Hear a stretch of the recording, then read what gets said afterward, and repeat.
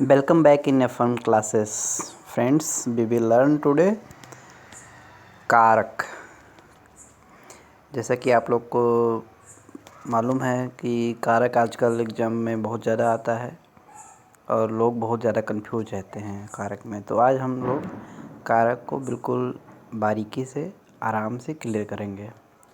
तो सबसे पहले आता है कर्ता कारक। कर्ता कारक का हम लोग उदाहरण देखेंगे। सीता ने खाना बनाया, मोहन गाता है।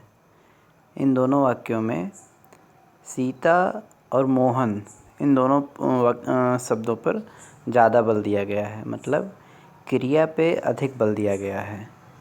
इसके कारण इसमें कर्ता को प्राथमिकता देने के कारण इसे कर्ता कारक कहलाया। इसका हम लोग डेफिनेशन समझेंगे। शब्द के जिस रूप से क्रिया के करने वाले का बोध हो, शब्द के जिस रूप से क्रिया के करने वाले का बोध हो उसे कर्ता कारक कहते हैं।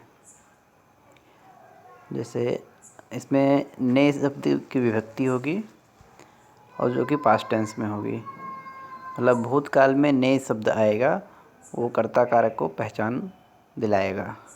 समझ में आया?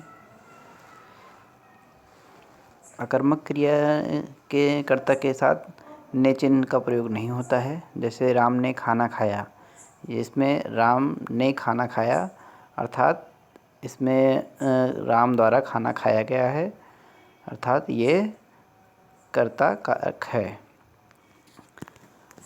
दूसरा आता है कर्म कारक। कर्म कारक में हम लोग कर्ता द्वारा की गई क्रिया का फल जिस पर पड़े वह कर्म कारक कहलाता है। मतलब कि ये है कि कर्ता जो काम करता है, जिस पे प्रभाव पड़ता है, उसको कर्म कारक कहलाते हैं। जैसे सिपाही ने चोर को पकड़ा, इसमें सिपाही ने किसको पकड़ा? चोर को, अर्थात चोर पे प्रभाव पड़ रहा है सिपाही का। सिपाही ने जो काम किया उसका प्रभाव किस पे पड़ रहा है? कर्म पर, मतलब चोर को पकड़ा। माली ने पौधे लगाया, मतलब माली ने क्या लगाया? पौधा, अर्थात कर्ता का प्रभाव पौधे पर पड़ रहा है। डाकिये ने पत्र बांटे, अर्थात डाकिये ने क्या बांटा? पत्र। पत्र जो है डाकिये का कर्म है। अतः कर्ता द्वारा किया गया कार्य ही कर्म कहलाता है और ये इसी वजह से इसको कर्म कारक कहते हैं। तीसरा है करण कारक। करण कारक का अगर डेफिनेशन समझेंगे तो इसको कहते हैं कर्ता जिस साधन या माध्यम से क्रिया करता है उसे करण कारक कहते हैं। अर्थात यहाँ माध्यम होना बहुत ही आवश्यक है। कोई भी कर्ता जो है किस माध्यम से कर्म को करता है उसको करण कारक कहते हैं। जैसे अध्यापक चाक से लिखता है, तो अध्यापक किससे लिखता है? चाक से। यहाँ पे से शब्द जो है विभक्ति में आएगा और यहाँ पे माध्यम होना बहुत ही आवश्यक है। दूसरा एग्जाम्पल देखते हैं। लता चाकू से सब्जी काटती है, अर्थात लता जो है सब्जी काटती है लेकिन माध्यम क्या है? चाकू। चाकू से सब्जी को काटती है, अर्थात करण कारक हो गया। बच्चे खिलौने से खेलते हैं, से शब्द आया पहली बात। दूसरी बात माध्यम है खिलौना। बच्चे खेलते तो हैं लेकिन किससे खेलते हैं? खिलौने से। खिलौने से खेलने की वजह से बच्चा खिलौने की वजह से खेल पा रहा है, इस वजह से एक करण कारक हो गया।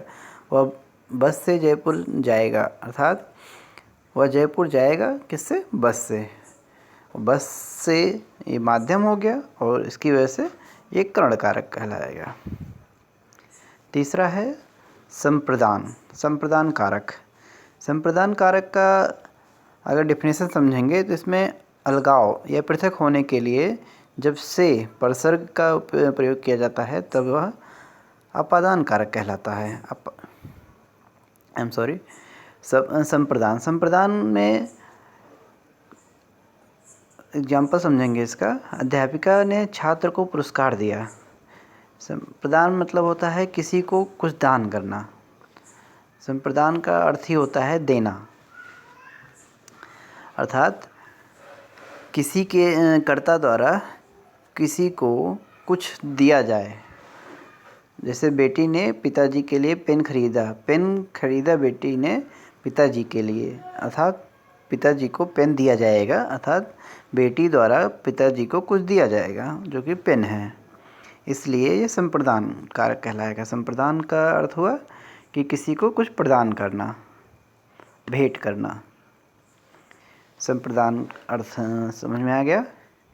इसमें का को की शब्द विभक्ति में आएगा, के लिए या फिर ने। पचा समझिए अपादान कारक। अपादान कारक का अर्थ होता है अलगाव या पृथक होने के लिए जब से प्रसर्ग का प्रयोग किया जाता है तब वह अपादान कहलाता है।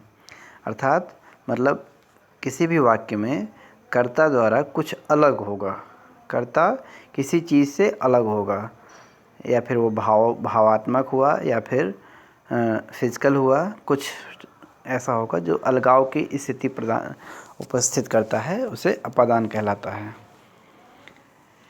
जैसे बच्चा पेड़ से गिर गया, मतलब बच्चा पेड़ से अलग हो गया, अलगाव की स्थिति आई, बच्चा पेड़ से गिर गया अर्थात बच्चा पेड़ से अलग हो गया।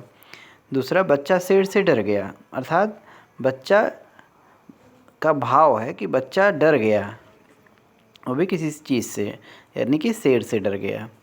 राशि का लेख सोनल से अधिक सुंदर है, मतलब कि दोनों में तुलना का भाव आया, मतलब भाव या फिर पृथक्करण, दोनों का होने का भाव ज़रूर होना है। भाव बहुत ही आवश्यक है इसमें। तीसरा अगला है संबंध कारक।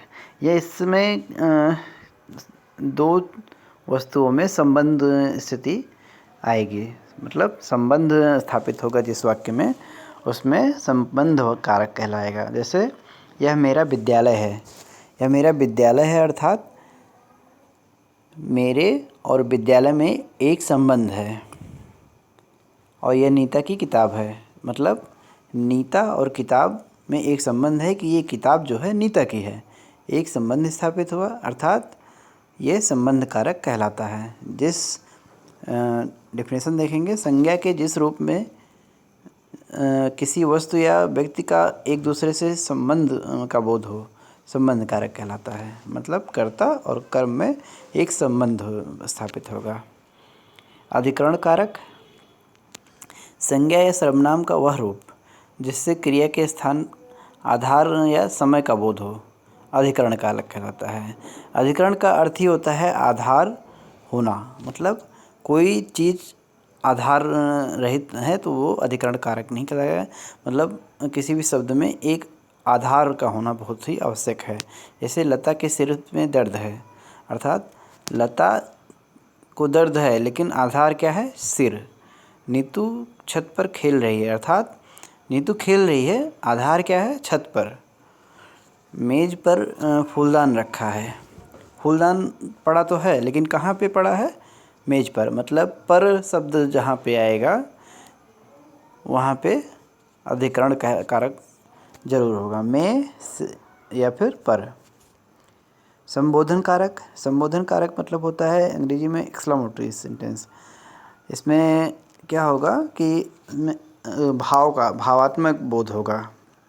जिस संज्ञा के रूप से किसी को पुकारने, बुलाने या सूचित करने का ज्ञान हो उसे संबोधन कारक कहलाता है। मतलब किसी को संबोधन करना, संबोधित करना, या फिर किसी को बुलाना, पुकारना, चिल्लाना, कराहना या फिर अफसोस मनाना, इस सब का अर्थ होता है संबोधन कारक।